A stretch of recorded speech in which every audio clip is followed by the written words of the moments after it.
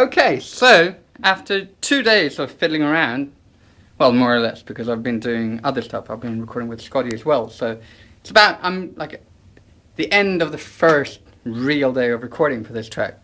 And I've faced up to the fact that I actually have to record drums on this thing, because that was what I was supposed to be doing.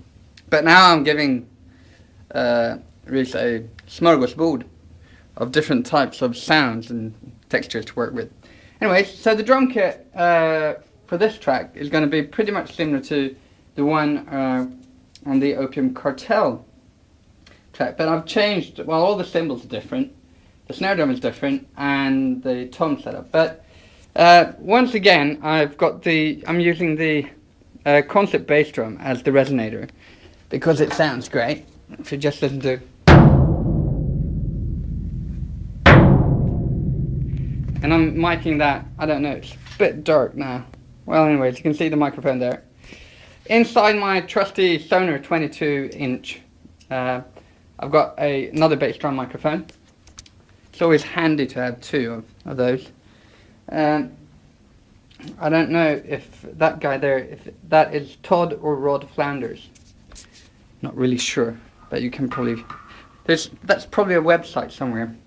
Then up here I've changed the toms around, I guess. So I've got the this little, I think it's an 8-inch,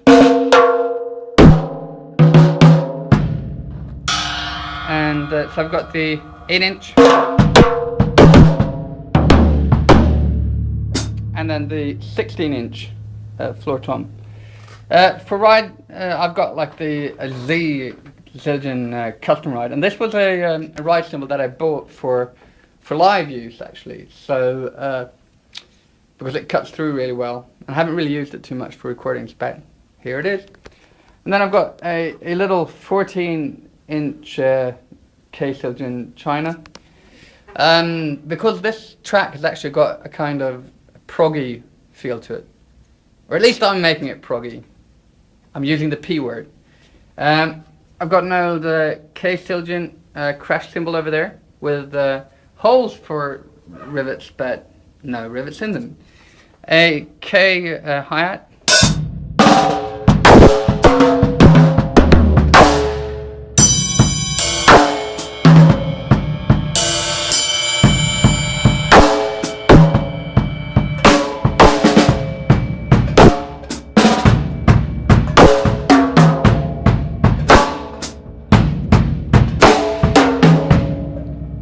And as I'm holding the camera in my hand, that's why everything's going just half speed. No, really. Anyway, I've got the Neumann overhead over there, and I've got my flea market AKG over here. But I always put up a specialty microphone, and in this case, it's in here. There's another room. I don't think you've seen this. I haven't showed you. This is Mr. Suitcase's room. Yes. And in here, it's a concrete room. Like that. And this is where the magic happens. At least for Mr. Suitcase. I haven't done anything in here. But I've got like a rotor microphone aiming towards the wall, aiming towards Dracula. And that is going into a very, very tough compressor. It's a vintage keyboard, it's a vintage keyboard. Yeah, right. Another one. All right. Stop it, and look at me disappear. Whee. Some of you guys were applauding right there. Anyway, and that is, let's go into the control room without just killing everything. Flea market amp. Apparently this studio is built on flea market purchases. Alright, so the Mr. Suitcase microphone is going into the DBX 163X over easy compressor. I've got another one over there. And just to give it some like pumping action, and that room actually works as an echo chamber in this context. And that is going into the Moger Foger low pass filter. You should get, if I had $1 for every time I said Moger Foger, I would have at least $2 or $3 by now. Anyway, send me a t-shirt. No, I don't wear t-shirts. Send me a baseball cap. I don't wear baseball caps. Alright, I don't know what you should send me. Someone could send me something.